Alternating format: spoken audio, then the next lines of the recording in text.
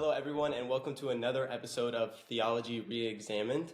Today, I have with me Ingrid Faro from Northern Seminary. Today, we're here to talk about her newest book, Demystifying Evil. Ingrid, thanks so much for joining me. I'm happy to be here. Thanks, Ethan. Yeah. I had an opportunity to read your book, and I got to read the entire thing. It only took me about a week, decently short read, but I really enjoyed it. And I think one of the things that was most striking to me and that I appreciated more than anything was your vulnerability in the book. Um, I I was really thankful for you being willing to share a lot of the stories that were found in the book. And it was super gripping to me because I think that's what made it so special, was you being able to talk about your experiences. I think the subtitle of the book is a personal exploration, a personal and theological exploration of evil. Is that what it Yeah, is? yeah, biblical and personal exploration. Yeah, Okay. yeah, Yeah. And I think that that hits it right on the money. It was very personal. And those stories that you have just throughout the entire book, they kept me wanting to read. Like, I'm all into theology. I loved your theology. I thought it was great. But those stories they were actually helping me feel like I was walking along the journey with you. Yeah, I'm super excited to talk to you about this because I have a ton of questions. I have a ton of follow-up questions, and I think that the listeners will really benefit from just hearing everything you have to say about this. If you were to ask my wife, she would tell you about how while I was reading the book, I was constantly saying like, "No way," or "This is crazy," and then saying, "Babe, you have to come listen to this." I'm stoked to be able to talk about this with you. thank you. Appreciate it. Yeah. At the beginning of the book, there was something that you said. You said that you had hit rock bottom in your life, in your journey, and that things just weren't going very well. You had a phrase that I thought was so awesome. You said, "I had just completed a Master of Divinity degree and was going to start a PhD in theological studies, but I was no Master of Divinity. I Yep. was broken, and beating myself up." Can you just open us a little bit with sharing some of this process, this journey, why you wanted to write this book, and kind of how it came from all of this? Yeah, and the again, the book is personal because evil and the problem of evil, we usually study it philosophically or theologically or sociologically, but it's personal, and it's really always personal. And so for me, the reason I started in seminary, started taking classes was because I had questions. I didn't know if God was good. I didn't know if I could trust God. I didn't trust the church. I was kind of done with everything, but I knew I had encountered God as a young Christian. I knew I couldn't deny that I had met God and that I'd had an experience of his love for me. So I couldn't just throw God out, but I had so many questions.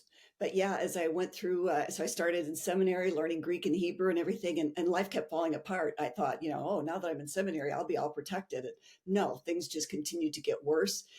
My husband took his life when I was starting my second year of my MDiv program, and within a couple of years, I also financially, the person I had trusted had taken money. I was completely broke, and it was just, and I was working all the time. And then my son said, I think God is mad at us and has abandoned us. And he dropped out of school. So it was just, all that was just going on during my Master of Divinity. And I'd started it, taking that degree because I had already had some abuses and traumas. So yeah, so by the time I was done, I had more questions than I had answers, but God met me also during that summer.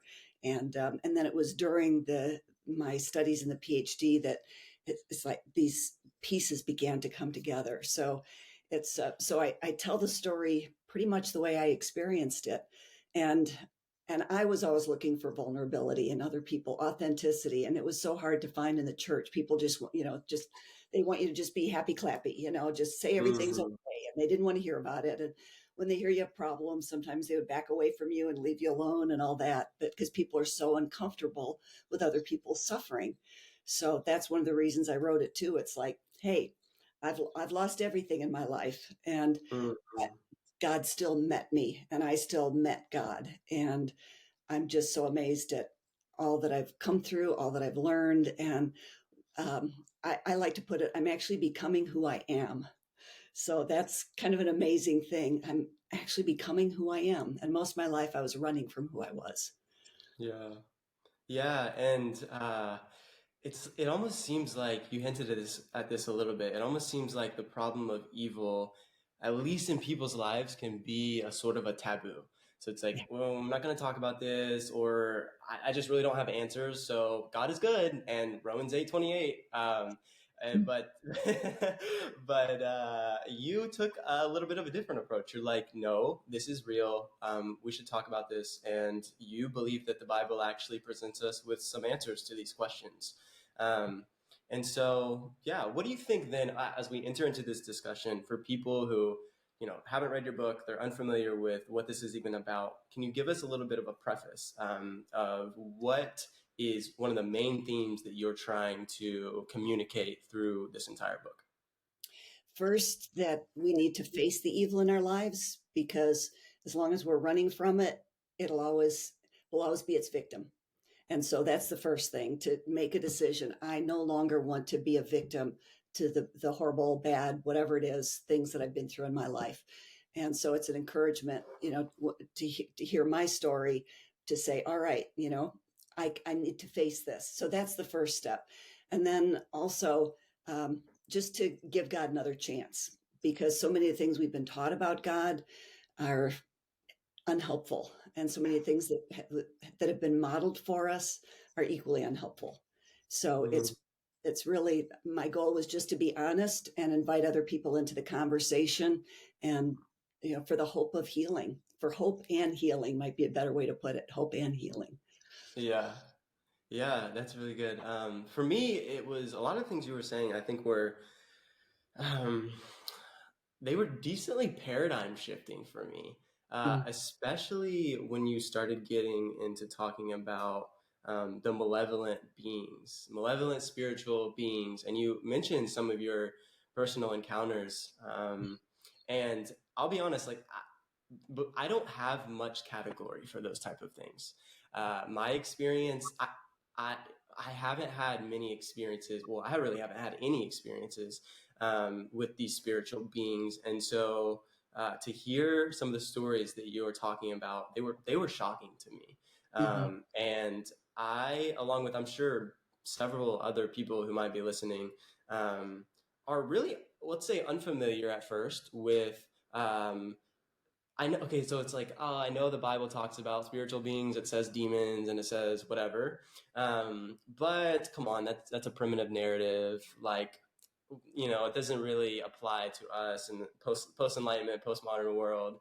Um, and yeah, I don't know. And then even like for when we do read the Bible, um, we are confused about the type of language that is used and attributed to certain beings. So it's like demons. Okay, what does that mean? These Elohim, what does that mean?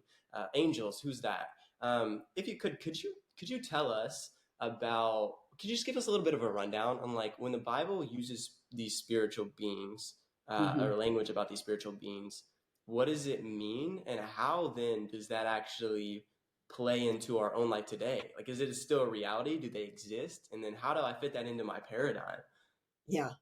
Yeah, and it's our very Western, very intellectual training that likes to think, "Oh, I'm above that. That was just, as you say, primitive. That's uh, third world countries, or things like that, and or that's ancient thinking." But in the Bible is very, very real about it, and um, again, I've been in a lot of different parts of the world, and but also through most of history, and most parts of the world except for Europe and North America, people still believe in these beings. And at the same time, we also see a rise in paganism and spiritist kind of things. And so I think people really do actually believe. I've met people, former Satanists, people who've been victims of satanic ritual abuse and things like that, which is on the rise. It's very real. And so again, there's a whole lot more stories than even what I put in the book, of people I personally know that have experienced Mhm. things within the US, within Europe. But so yeah, these spiritual beings are very real. I remember a conversation even recently with someone said, I don't believe in spiritual beings. They said, although I do believe in the Holy Spirit. So I went, Okay.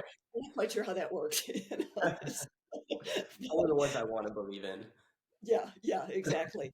And then when people do hear about that, then there are other people who are looking for a demon under every bush, and everything, and so there's all kinds of funky ideas in our culture about what are spiritual beings. So that's why I take a few chapters to just sort of, okay, here's what the Bible says, here's what they are, but also what the Bible says about Jesus overcoming all of them, that he is above, his name is above every power, authority, throne, dominion. And that's talking about spiritual levels of authority that are in the world. And I refer to Ephesians 6, it says, we are not wrestling flesh and blood, but powers, principalities, Mm-hmm. world rulers of darkness and spiritual forces of wickedness.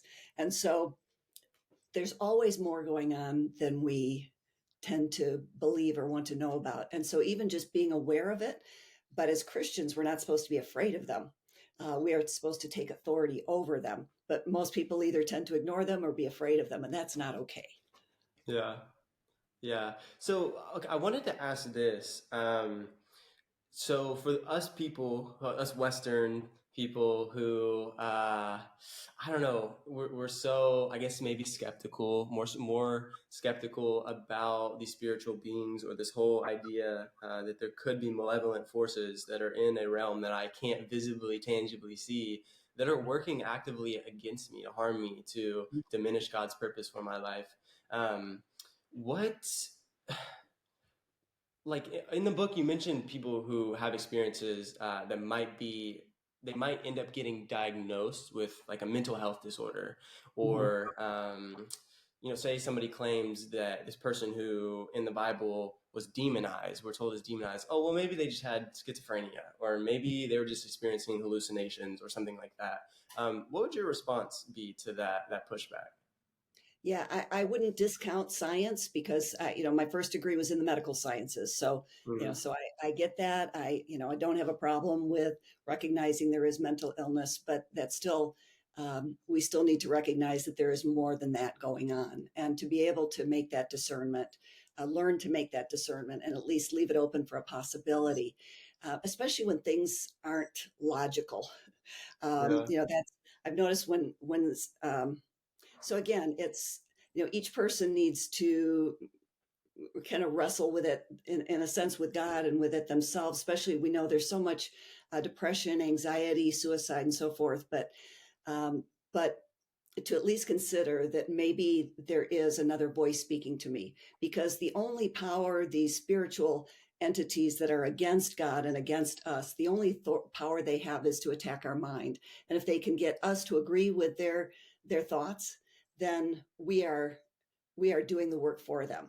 And so they Mm-hmm. don't have any power except over our mind. So that's where I want to tell people and try to is that when you're having thoughts that are unhealthy, it could just be a psychological disorder or something, but also just to pay attention to the thoughts that we're having and say, wait a minute, it's I find so many people they're having these like thoughts, destructive thoughts and so forth. I say, so what do you do when this thought comes into your head? And they say, well, I just think about it. And then I keep thinking about it. And sometimes it's like, well, maybe you need to change the way you're thinking, which isn't that easy. But again, so it's at least to be aware that, like, for me, when I really grabbed hold of the fact that there is a devil and he was out to hurt me, it changed the way that I faced everything, because I thought, all right, everything that happened must be God, and I felt run over, backed up. And I was like, well, this must be God's will. And then when I realized, wait a minute, there are spiritual forces trying to destroy me, and I have the authority and the responsibility to say, you get out of my life, Mm-hmm. you get out of the life of my loved ones. And so recognizing the authority that I had in the name of Jesus to come against those powers, both in my life and in others, it turned me from being, just a beaten dog into more of a warrior.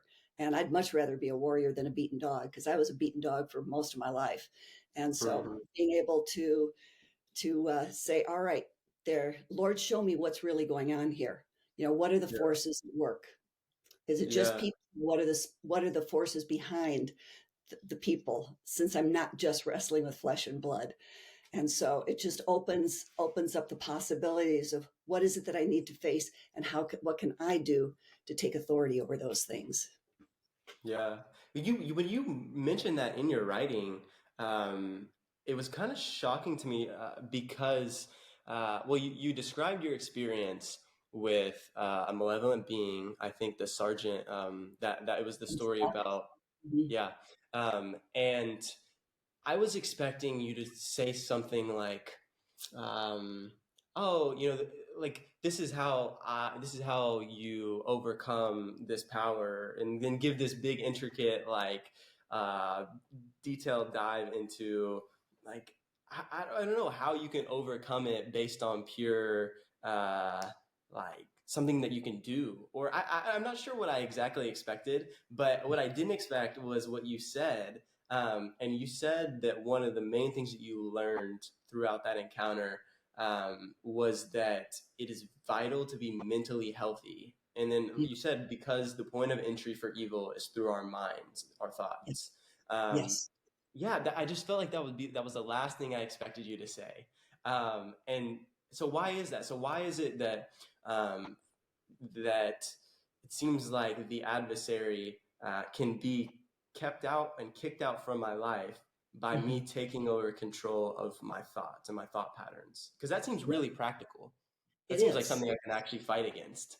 Yes, it is. And I have a good friend who's a psychologist and a trauma specialist who's worked in in Uganda with victims of Kony's, boy soldiers and their families and the horrific things there. He's worked in Tajikistan with ISIS, victims of ISIS, trafficked women in India, Ukraine, and now in Israel. And that's one of the things. It's like, he doesn't do all these big ceremonies. When he recognizes dark spirits in there, he tries to engage the person's mind to recognize, Mm, what are the lies that came in, where did this start from, when did you start believing these lies, what are the things that happen, and inviting Jesus into their trauma, into their situation. But and he'd go, especially in Africa, they expected him to come in and do this thing, with people throwing up or whatever, head spinning. But he said they were so shocked that instead he would just sit down and start talking to this person who was writhing on the floor, like a snake, and just started engaging her in conversation and ending up finding out her story. And as she told her story, she began to recognize the lies that she had believed, that had opened her up to become consumed by these evil spirits. And as she healed, the evil spirits had no more room in her mind to continue to hmm control. And that's something that I found in my life and other people's lives as well, is that as we recognize, what are the lies that I've believed. And so, for example, now anytime I see myself triggered, if I'm in a situation and I'm recognizing my emotions are a little bit more than they should be for the volume of what happened, I'm like, all right, what is this attached to? Where does this go mm, back to? And then I just say, okay, Lord, show me, what is the trauma that is still lingering, and so I can walk back and then get healing from whatever it is that lie. And so often they're, from the time we're little, where we're told you're not good enough, you're stupid, all of these lies, you're never going to be loved, all these things that we tend to believe, that open up the door for malevolent forces to then beat us, because they're abusers. And they're going to try to manipulate us, dominate us, intimidate us. And so anytime we can recognize that we're being manipulated, intimidated, or dominated, even by our own thoughts, we've got to say, all right, where did this thought come from? And then whether it's psychological or spiritual, we're still dealing with it, because the hmm psychological can open the realm of the spiritual to come in and attack us even more, and then bring other similar um, negative spirits and people with those negative spirits around us, till we become surrounded by people with all those same kinds of lies. So it's just fascinating as I continue to observe and learn and so forth about how trauma works and abuses work, and then the realm of those spiritual forces in that. So there is, I mean, I think that's the good news. There is a really practical way. And so in that, in the book, I also talk about our view of God. So when I started my study, I didn't know if God was good. I didn't know if God was just. I didn't know if God loved me. And so as I've studied and as I've healed, I've come to actually truly, with everything in me, believe that God is good, that God does Mhm. love me, and that God is just. And so now when things happen, that's no longer a default thing like, oh, I guess I better take care of this for myself because, I don't think God's going to show up. I don't think God cares. And so right away, even that protects me from making decisions that could be really harmful. So I can look back at decisions that I've made. And so many of them were rooted, pretty much all of them are rooted in either my view of God, my view of myself, my view of people around me, and those negative, really negative thoughts. And so yeah, that's sort of an answer to it, or a response, I guess. Yeah. Yeah. One thing I'm curious about is you said the phrase opening the door. Hmm. Um, and I was a part of I call them Pentecostal. I think they're Pentecostal, but I think they just say charismatic. But I was a part of an organization that was extremely charismatic.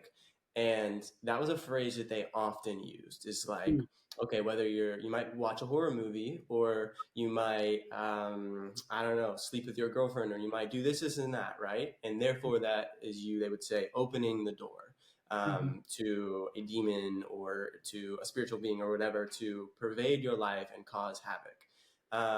So you use that phrase. Is that what you mean when you use it, or like if there's more nuance there? Can you explain like what this whole concept means and how it even works?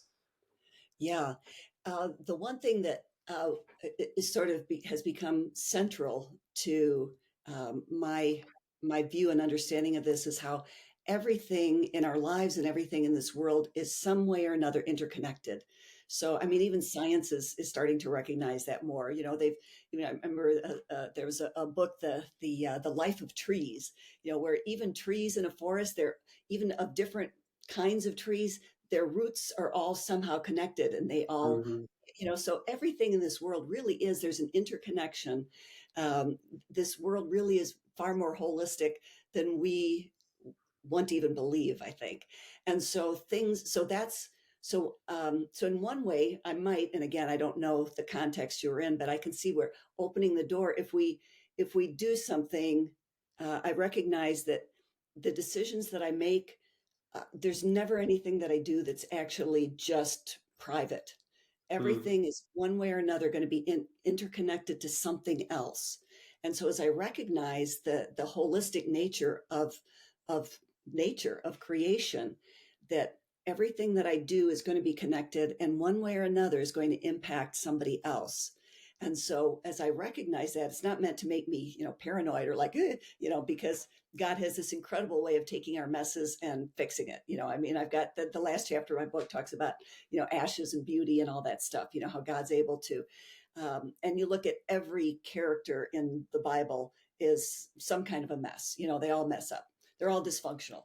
And God Hmm. still manages to work through. But it also does show, you do see, both in our lives, that how one thing impacts another. So I can say, so opening the door, if I make a decision, if I take something that's not mine or something, it's opening the door for, now it's going to be working in my mind, and now it's going to have some other consequences and so forth. Or if I mistreat somebody, um, there will be a cost to that.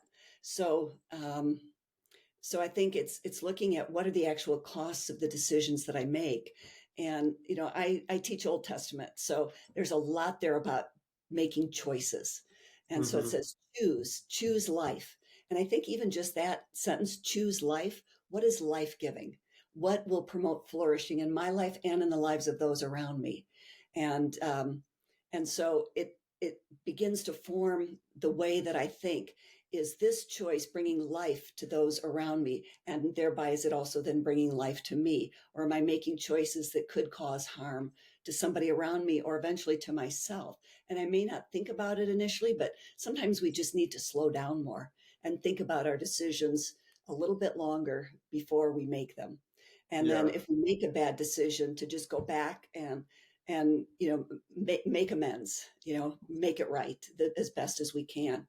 But I mean, what a different world if we were all thinking about what are the decisions, how can I live that will best promote flourishing to both myself and those around me. I mean, Yeah. it would be an entirely different world. And so when we're not acting in that way, then we're actually acting against God, because everything that God does, he wants to do for the flourishing of everybody. And he wants all of us to act with the best interest of all those around us, because that is how I've come to learn and see how he acts. So I think that's maybe my best way of, I think that provides a little more nuance to opening the door. Yeah. Yeah, that's helpful. And you had the line in the book where you said evil is anything that destroys relationship with God or your neighbor. And I Hmm. think that that's a good summary. I think that that really is helpful. Yeah. Yeah. Yeah. Thanks for bringing that up. Yeah. Hmm. Um, so the title of the book is Demystifying Evil. So that begs the question, what are some myths that you see a lot of people in your context that you grew up in or that you're in now, maybe even with some of your students that you're teaching in classes, like what are some myths that continue to arise time and time again about the concept of evil and everything that we're talking about here? Yeah, I think the main thing that I come across is that people don't want to talk about it. They don't want to face it, and so people are afraid of evil, and so it's like if any and the bad things that happen in their life, they want to just push them out. They don't want to talk about it. They don't want to face it, and so the first myth is that you should bury evil, ignore evil, and that it'll go away if you just don't look at it, kind of. Hmm. And it's completely the opposite. The more you try to ignore it, the worse it can become, because you can't just bury it. You got to bring it into the light, and you've got to face it. So I think that's one of the first things, because again, in my life, I was running from it, didn't want to face it, and things just got worse. And also that evil is just this huge, big, scary thing. Well, it can be, but it's not supposed to be. Hmm. Evil needs to be brought back down in relationship to God, who is far bigger, and even in relationship to the authority and responsibility God gave us as human beings. And so that's why I've got the chapter that talks about what does it mean to be made in the image of God, that God created us as humans. So yeah, we're earthy, we've got this body, but we're also imbued with spirit, God's spirit. And especially, when we come to know, the more we come to know God, the more authority we can have as well. And so we're Hmm. just simply not supposed to let evil get away with it. And so so hiding it, being afraid of it, I think those are the two biggest myths, Yeah. misunderstandings. Yeah. Yeah, that's good. Mhm. So okay, in the scriptures, in the New Testament, I think specifically, the devil or the Satan is described as he's given the title the prince of the power of the air, or he's given the title even just like I think the ruler of this world, or they Yeah. describe him as having authority on the land.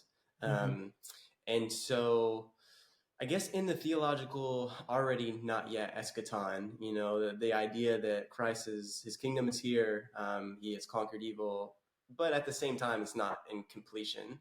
When we talk about something like Christus Victor, that on the cross, Jesus actually, like I think it's Colossians, right, where he disarms the rulers and authorities. Yeah. Uh, how does this fit into your theological framework? Is the I mean, you're clearly making statements that make it sound like the devil is no longer the ruler of this earth. He's no longer the prince of the land and these type of things. I guess one question even that I have more specifically within that is he only the prince? Well, I think John talks about people who are children of God and children of the devil. Mhm. Is there a level in which, in the already not yet eschaton, um, Jesus has conquered over the devil in the lives of his people, but the people who I don't know. Do you get what I'm saying? I do. Yeah. Yeah. Okay, can you And can you help us yeah. there? Yeah, and I do, just from looking at the scripture, but also scripture also in light of life, is that Satan is still alive and well. Satan is the Hebrew word for it, the devil's the Greek word for it, but it's the same, the father of lies, which is Mm-hmm. murderer from the beginning. He is the god of this world, and until Christ returns and makes this a new earth, because it's going to be a new earth, which is pretty awesome. It's not just a new heaven, but a new earth. But that's a whole nother thing. But until then, we are in a war zone. So we are born into war. And most of us don't know that either, which we're not aware of what it is that's really going on, that there are these spiritual forces over nations. For example, Deuteronomy 32 talks about spirits over nations, these tribal authorities, that are, so there's just so much that's going on in the spiritual realm that's impacting the world that we live in. And these levels of spiritual entities that are still very much at work. So Yeah. you might have heard of Michael Heiser, his book, The Unseen Realm, and so forth. He has some sections on it. He brought together a lot of the work on it. There's lots of other books that talk about it too. But so yes, there is a devil who's very real, who is still. But now in my life, when I recognize that something has gone very wrong, whether I'm, uh, again, it could be any number of things. Somebody lies about me, slanders me. I had one of those things happen recently where it's like, and it was a friend, and you're like, how in the world could this happen? It's just so painful.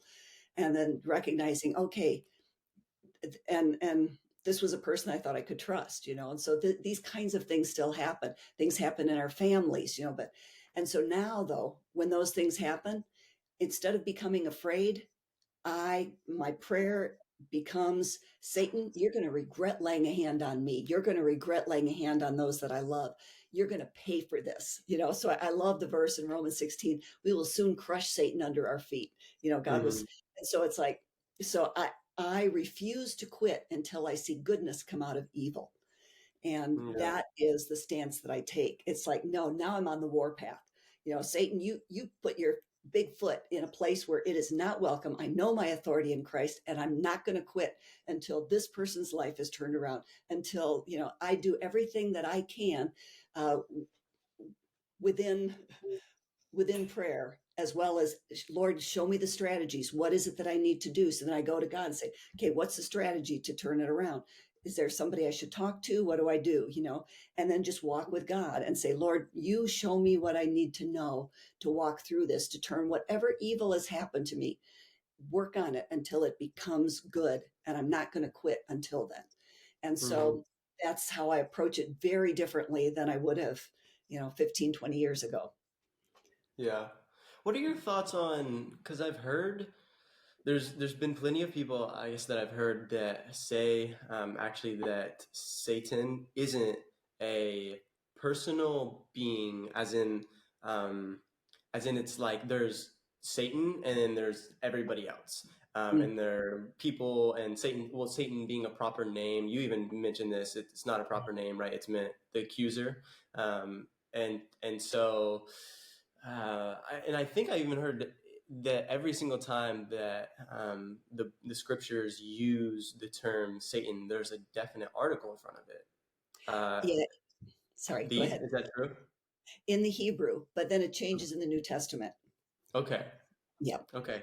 Yeah. So, but then even in the New Testament, the biblical authors sometimes attribute the same name to people who aren't this maybe proper name Satan. For example, I think Paul calls people within the community of believers who cause discord. He calls them the devil, or is it Satan? One of the two. He calls them one of Mm, those names. And then he does the same, or Jesus says it to Peter, mm, presumably, right? Get behind me, Satan. mhm. So, what do you make of if your claim is that the Satan is a personal presence or an exact individual being? What do you make of the attribution of this title to characters in the scriptures who aren't or don't seem to be at surface level this personal being? Yeah, and the example you gave of Peter is perfect, because within the same conversation, Peter is saying, Jesus says, "Who do people say that I am?" And Peter says, "You are the Christ, the anointed one, the Son of the living God." And it's like, so he's saying this divinely inspired truth. And then Jesus goes on to say, "And I'm going to be killed and die." And then Peter comes and says, "No, you can't do that." And that's when Jesus says, "Get behind me, Satan." So within the same conversation, Jesus is recognizing inspiration, and also the Hmm. negative inspiration. And so sometimes people in our lives can, one minute they can be encouraging and everything, and the next minute they can be saying words that are not inspired by God or themselves, but from some other source. And so that shouldn't be spooky or weird or anything. It's just recognizing, oh, that we're all susceptible to sometimes saying or doing things for our own well-being, because Peter didn't want Jesus to die. That was ruining his whole plans. He had this whole concept of how things were going to go, and Jesus, was ruining that plan. So we need to have a humility about ourselves, and recognize that sometimes we'll be divinely inspired. Other times we could be getting inspiration from our own need for self-protection, our own ambitions and things like that. And in James chapter 3, it talks about the wisdom from above versus the wisdom from below. And that's in James chapter 3, talks about wisdom that is earthy, kind of just like fleshy, earthy. And then the next term that he uses is psychikos, so from our mind, and then the third kind is demonic. So there are different kinds of wisdom that are all from below, that are not divinely inspired. And the ones from below he describes as being full of selfish ambition and envy, so it's like us trying to push ourselves, promote ourselves, ambition to the harm of others. But then he goes on, but the wisdom from above is first pure and peaceable, gentle, easy to be entreated, without hypocrisy. And it produces good fruit of what is right. And so, so there's ways that we can assess our own thoughts, as well as even a good friend talking to us, where we have to say, okay, where's this coming from? If something just doesn't set right, where's this coming from? And it's not to demonize people or go, or start saying incantations, or, it's just to be, okay, we're all susceptible to different feeds in our mind. We all have things in us that still are not quite right. Our whole life we're moving hopefully toward becoming more and more whole and healthy and loving and welcoming and so forth. That's the goal. And so when we recognize that we might have done or said something that comes from another place, then it's best to just go, I was off there. Forgive me. Let's start again. So yeah. So and again, there's different levels of spiritual beings, and but again, just being mentally healthy, even thinking of that, where did that motivation come from? To be self-evaluating ourselves. I call it good mental hygiene. We take showers every day, but we need to clean our mind, multiple times a day. Just evaluate, what were my thoughts today? What was my predominating goals? What was my thought in doing this? And then just keep working on becoming more and more healthy, giving, caring people. And so I think just that in itself would keep a lot of this other stuff away. But we tend to not always do that. Okay. Yeah. Thank you. Thank you for that. I want to backtrack a little bit, because you mentioned earlier, you talked about the territorial rulers. Mm-hmm. This is an idea in specifically the Hebrew Bible, right? That there are within God's divine counsel, which could be a little bit of a rabbit hole if you want to go down there. Feel free, because maybe that doesn't make sense to people. But within God's divine counsel, it's almost like he delegates responsibility to these other beings whom he created in order to rule over certain geographical territories, or even just people groups, similar to a way maybe that Yahweh is the God of Israel. So you also have other deities that rule over certain territories, even though Yahweh is also the supreme God of everything. But so, yeah, what do you mean by that? Because I think it's still slightly unclear to me. Yeah, it's and I think it's probably easiest for me to start at one of the things that just really became an aha moment for me, because having been through abuse and talking at conferences and stuff about abuse, the three words that I associate with abuse that I mentioned before is manipulation, intimidation, domination. And I realized that God is not an abuser. God will not manipulate us to do his will. He won't intimidate us, and he won't dominate us to do it. So in other words, he gives us far more freedom than sometimes I wish he would, but because he's not an abuser. And so God, even in setting up the way that the both this world and the spiritual world runs, is that he set it up with a divine counsel. And so God makes decisions with his other created beings. Of course, first it was him, and then once he started creating beings, he gave other beings, including us, a say in what goes on. And so that's why we see even in the Bible these conversations that God has, like with Abraham. And he invites us into a conversation, because in that process we discover who we are, but we also discover who God is. So sometimes God will say something and he's just, are you going to push back? Are we going to have a conversation about this? And so on the individual level, God wants to engage us in conversation because he actually wants a real relationship. And real relationships mean communication, mean both listening to the other and saying what we think. That's a healthy relationship. And God really wants to have healthy relationships with us, where we have a chance to talk and say, God, I think, where we can be really honest. I think this stinks. I don't like this and all that. And then have that conversation with God. And so that's on the micro level. And so you just keep taking that to bigger and bigger levels. But it does in Deuteronomy 32 and also in Psalm 82. And there are these places where on the national level where God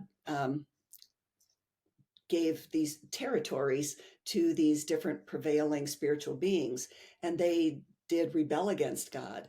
And so like here, I'm in the Middle East right now, and and we look at so many of these wars that are just territorial, and some of it just doesn't make sense. It's like, why do you think that because you ever lived here that this is yours forever? Like Putin, he wants to get back all the land, all the Soviet land that he ever had. So the Ukraine, he's threatening Sweden and Finland. I've got a lot of family in Sweden, and so he's threatened because it's like, it doesn't make sense. You got this massive landmass, but they want more. And so you can see that there is this territorial spirits that are all fighting each other. And especially when you read history and you read the history of these different territories fighting over each other, and you recognize that there are these territorial spirits that are at work in people and the rulers of people, and that become these megalomaniacs, and it's like the more power people have, the more power they want.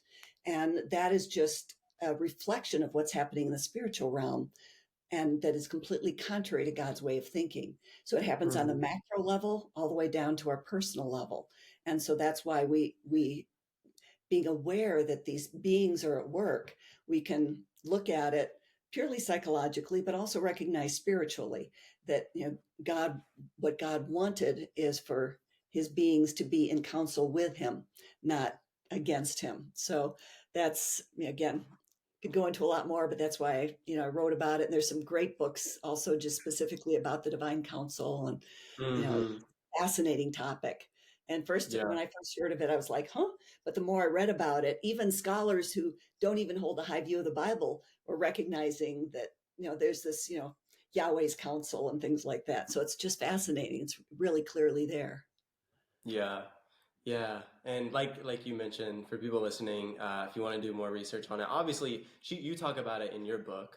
Mhm. And you mentioned the late Dr. Michael Heiser. He speaks about it. I just, in one of our more recent conversations on the podcast, I was talking briefly about it as well with Hakeem Bradley, Oh, yeah. and he mentioned we were talking a little bit about maybe a first hint that we see in Genesis 1.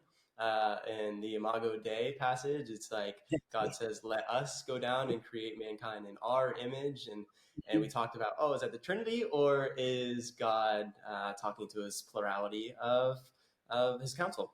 And other passages like Job is one of the huge ones, right? Yeah. Hasatan comes to God, and then you have this vision of this council. You have something similar in the Kings with King Ahab. And then there's the spirit and then it's like this paints this whole picture of a conversation with Mhm. Yahweh and these other spirits, and Yahweh is having an actual conversation with him, saying, "Who will go and entice Ahab?" And someone comes up and says, "Yeah, I'll be a deceiving mouth, a spirit in the prophet's mouth," and things like that. Mhm. So there's plenty of stuff there for people who want to go down that route, uh, Yeah, and yeah, it's very interesting for me as well. it I think when you is. first hear it, it's like, oh, I want to learn about this. Right. Yep. Yeah. Yep. Um, so I want to talk also about natural disasters. You Mm. had a good portion of things to say in your work about this concept, because this is something I guess that often gets roped into the concept of suffering and evil in this world. It's like, okay, why are we experiencing these, tornadoes that are wiping out everybody's livelihoods, or why are we experiencing all like every natural disaster that we encounter? Is this the hand of God, or why are these happening? If God is sovereign and omnipotent, he has to be doing some of this, right? And that's the question that's raised and that you talk about. So can you tease that out for us? Yes, yeah, and it's of course there's many different elements to that as well. There's there's the historical, the long term view, which is recognizing that, as I have in my book, that from the earliest records, like 6,600 years ago, they can see how humanity was already messing with nature and making things worse. So Mm-hmm. humanity, we just tend to mess with nature, and like there used to be mosquitoes in only 10% of the world. Now they're in 100% of the world, and so there are things we've done as humanity to destroy the earth. And it also comes back a bit to just this holistic view that we are really our oneness with nature. Nature does actually respond to what we have done.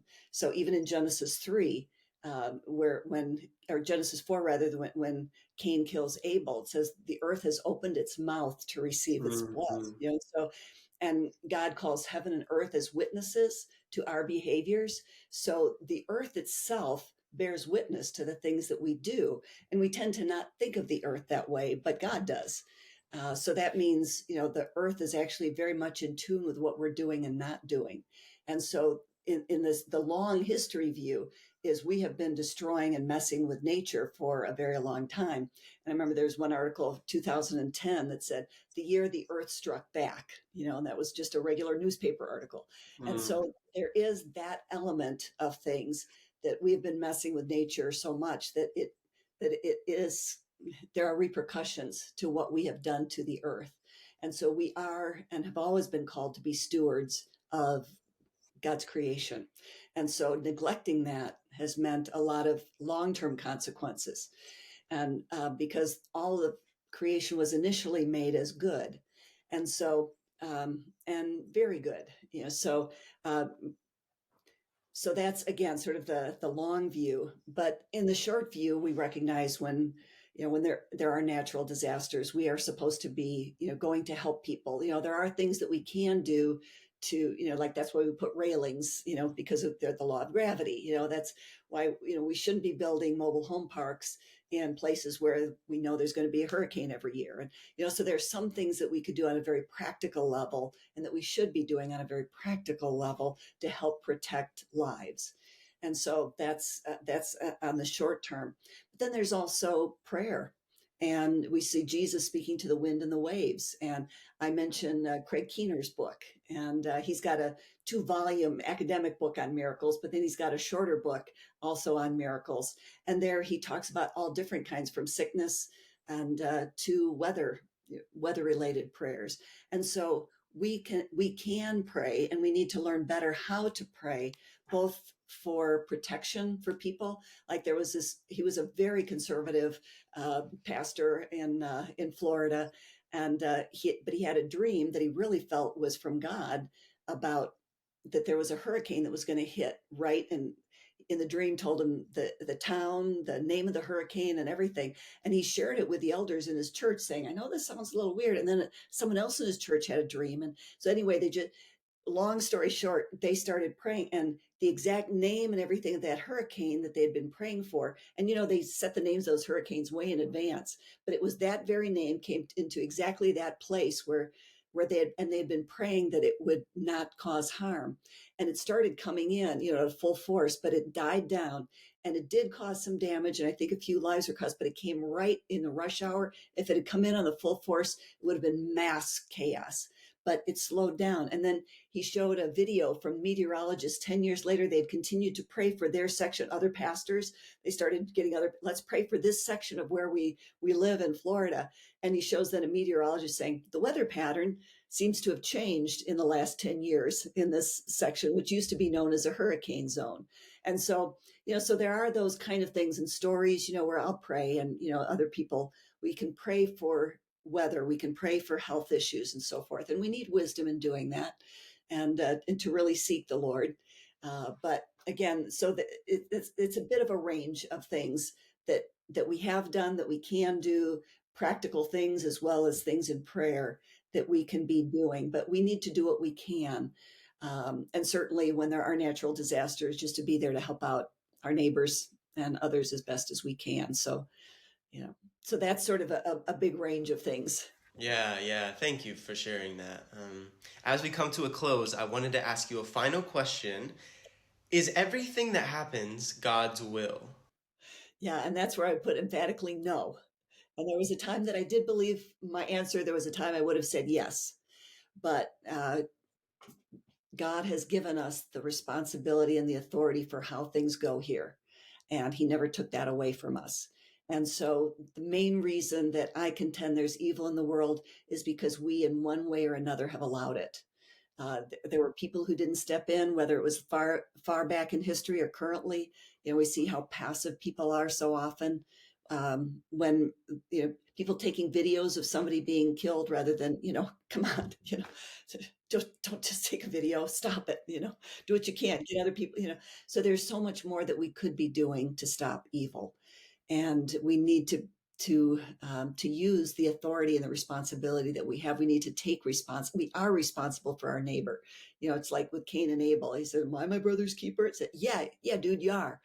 We are our brothers and sisters keepers. We are responsible for the lives of others. We do need to be paying attention to what's happening in our homes, in our neighborhoods, in our churches, in our communities, and trying to step in and say things need to change. So the more proactive we would be to prevent evils from happening and wrongs from happening, and to be insisting that justice is done, the more we can improve at least the places where God has given us responsibility, influence, and authority. Yeah. Well, Ingrid, thank you so much for taking the time to join me for this conversation and coming onto the podcast. If people are really compelled by what you're saying and they want to keep up with your future work or even just find this book, is there a place that we can send them? Yeah, I do have a website, ingridfaro.com, and I'm working on a couple other books too, one on bold women of the Old Testament. So that's a fun one. And also, I'm collaborating with a friend on the biblical theology of forgiveness. So, so those are a couple of my next things coming up. So, yeah, yeah. Amazing. Well, it's been a pleasure to talk to you. Thank you so much for coming on. Thank you so much, Ethan. It's been great talking, great questions.